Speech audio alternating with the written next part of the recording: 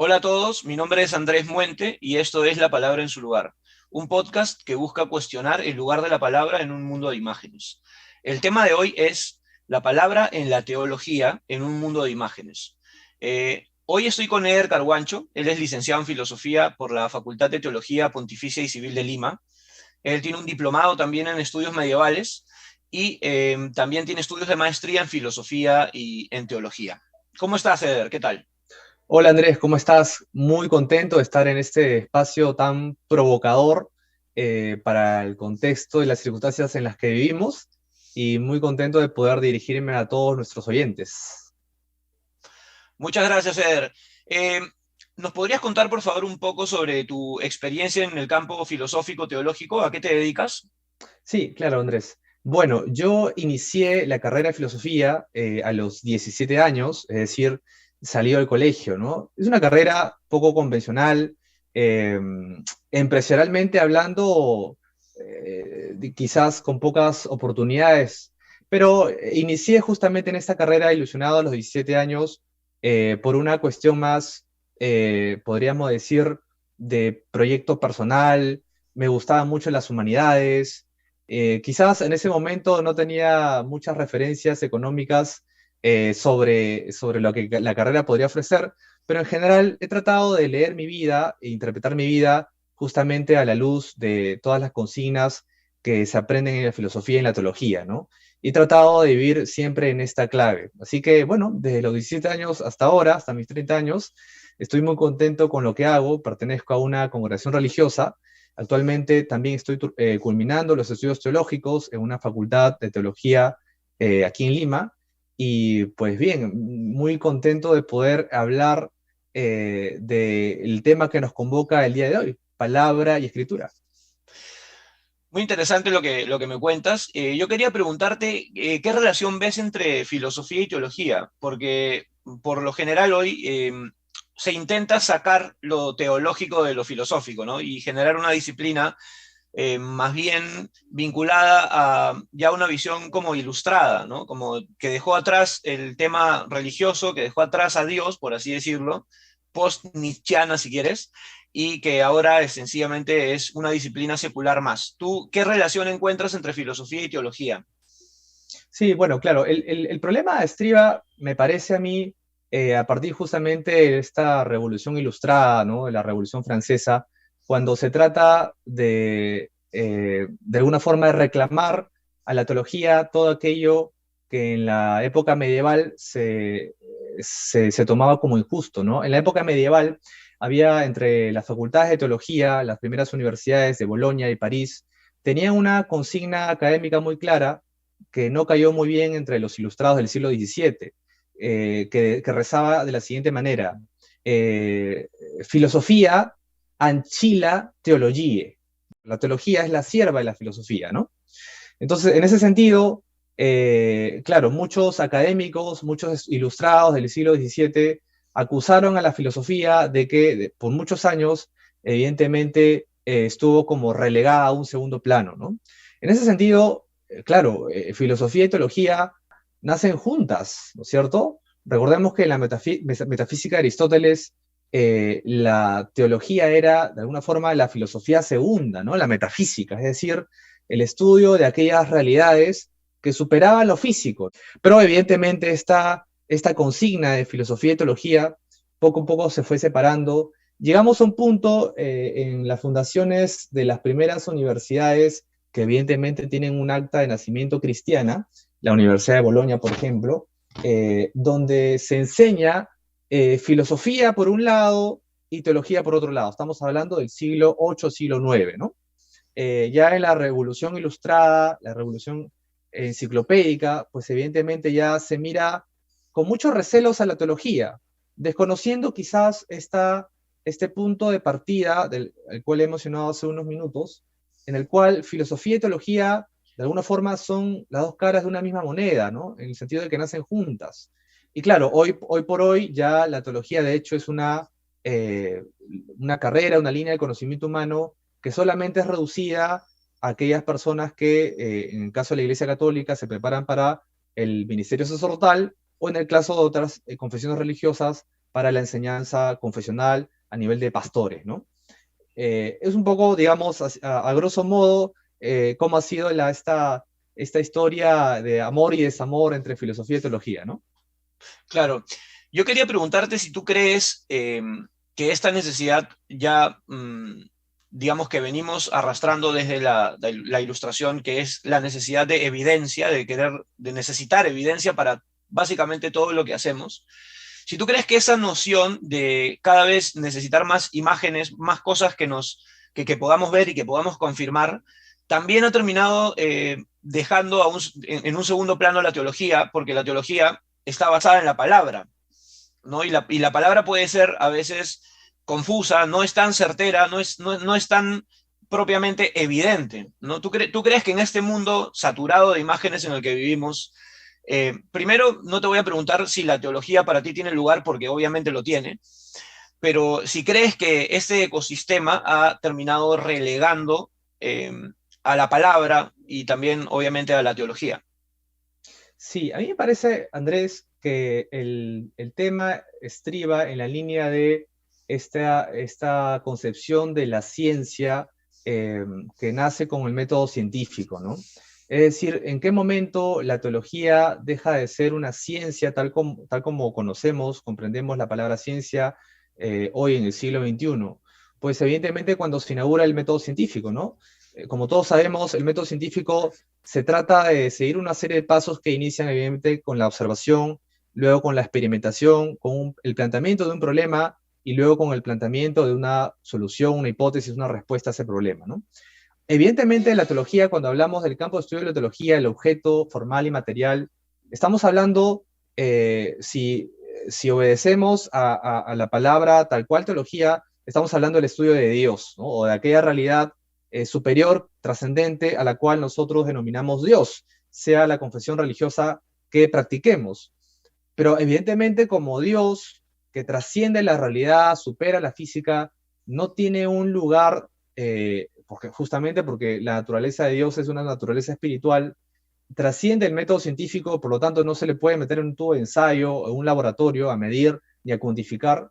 La teología escapa de estos cánones que la ciencia hoy conoce como método científico, ¿no? Es por ello que, evidentemente, la teología hoy por hoy, de alguna forma, no se le considera una ciencia positiva, por lo menos, ¿no? Y claro, el arraigue que tiene la teología hoy por hoy en la vida cotidiana, de manera inconsciente, es tremendo y brutal, porque como tú has mencionado, la teología hunde sus raíces en la palabra revelada, ¿no? Que es justamente el tema que nos convoca. Y hago referencia a este famoso versículo bíblico que todos conocemos, Juan 1:14, ¿no? Que reza de la siguiente manera, ¿no? El verbo se hizo carne, ¿no? La palabra era Dios, dicen otras traducciones, ¿no? Y estaba con Dios y vimos su gloria y su gloria se realizó en este mundo, ¿no? Haciendo referencia obviamente a un misterio teológico, entiéndase por teológico aquello, digamos, que supera la física, que supera la comprensión natural de la racionalidad humana, que la palabra de Dios, el verbo de Dios, la segunda persona de la Trinidad, en el caso de la teología cristiana, se hace carne, ¿no? Este es uno de los grandes misterios del que parte la teología, la revelación. Es Dios que se hace carne y por lo tanto a Dios que se le puede ver, se le puede comprender, se le puede leer, se le puede interpretar, ¿no? Qué interesante lo que dices. Y además, Dios, el Dios del judeocristianismo, ¿no? Es un Dios que crea a partir de la palabra y que, por otra parte, eh, prohíbe que hagan imágenes de él. Y esto es bien curioso porque justamente es lo contrario de lo que buscamos hoy. Hoy buscamos siempre que las imágenes nos digan las cosas, ¿no? Incluso en redes sociales la propaganda florece un montón porque son imágenes, eslóganes, nos llaman mucho la atención y creemos que eso que estamos viendo propiamente es la verdad. Y este Dios te dice, a mí no me puedes hacer una imagen, no me vas a ver nunca. Entonces, ¿cómo interpretamos eso? Un Dios comunicativo, basado estrictamente en la palabra, que incluso está en contra de ciertas imágenes y que por lo general también te alerta respecto de la vista, ¿no? Ten cuidado con lo que ves. Obviamente también ten cuidado con lo que escuchas, porque la palabra puede ser malinterpretada o malintencionada. Pero ese tener cuidado con lo que vemos también está vigente hoy. A mí me parece, no sé si a ti, Eder, que estamos en un, o sea, hemos dejado, digamos, a Dios de lado, pero hemos abrazado otros dioses menores, con minúscula, ¿no? Que era otra de las cosas que condenaba el Dios de los cristianos, que era el no hacerse ídolos. Entonces, yo te pregunto si tú crees que la tecnología es un ídolo, una suerte de Dios pequeño al que le hemos entregado prácticamente nuestra, no solo adherencia, sino que principalmente creemos fielmente en lo que tiene para darnos y la aceptamos de manera acrítica. ¿Qué opinas de eso? Sí, lo que mencionas hace referencia a esta famosa ley mosaica, ¿no? Expresada en Éxodo 20, en el mandato explícito y taxativo de Yahvé del Antiguo Testamento, ¿no? Cual dice, ¿no? No te harás imágenes de Dios y escultura alguna de nada de lo que hay en el cielo, en la tierra y en el mar, ¿no? Evidentemente este texto, que es un texto a todas luces claro y taxativo, siempre como toda palabra, como toda escritura, tiene que leerse en un contexto particular y meditado, ¿no?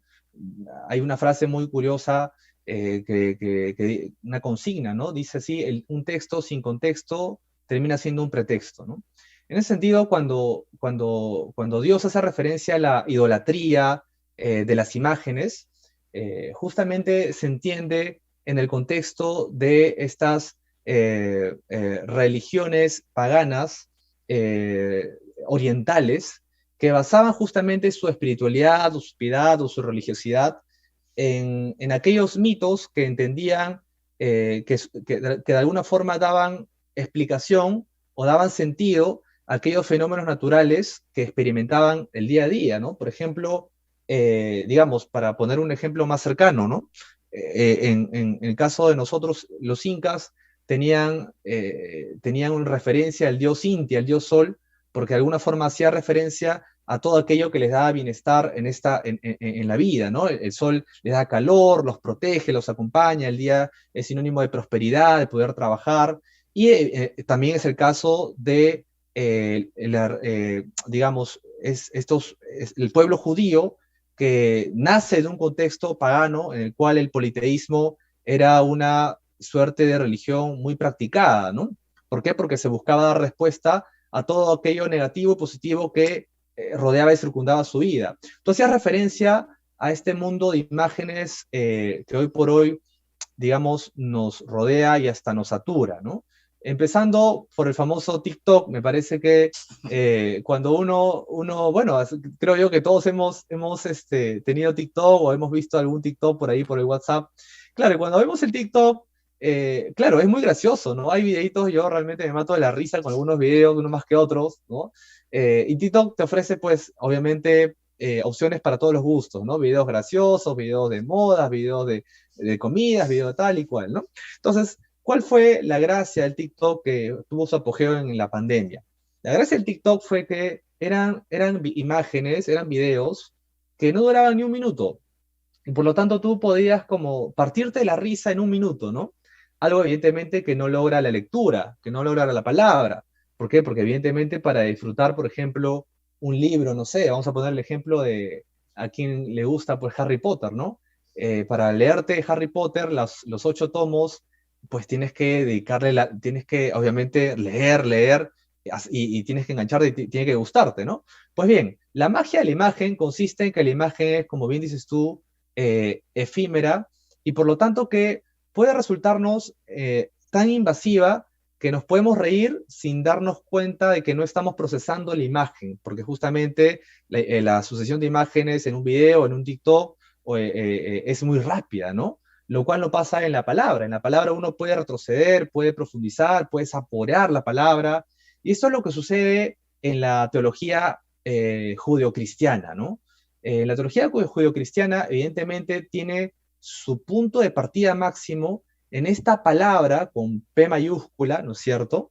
que es la palabra de Dios, la segunda persona de la Trinidad, que se encarna. Es decir, tú hacías referencia al Génesis, cuando Dios crea a través de su palabra, ¿no? Y el agiógrafo, el autor sagrado, termina, ¿no? Y vio Dios que todo era bueno, porque antes dijo, hágase, ¿no? Hágase. Y vio Dios, hágase los cielos, y vio Dios que era bueno. Hágase la tierra, separe el mar de la tierra, separe los cielos de lo que acontece en la tierra, hágase los animales, y vio Dios que era bueno, ¿no? Es decir, todo lo que crea Dios, evidentemente lo crea a través de su palabra. Es una palabra que en el Nuevo Testamento se hace carne, se hace vida, se hace cotidianeidad, ¿no es cierto? Y por lo tanto uno puede comprender más a Dios, hacer teología. ¿Por qué? Porque Dios, la palabra de Dios, se ha hecho carne. Qué interesante. Justo vamos a regresar después de esta pausa con ese tema.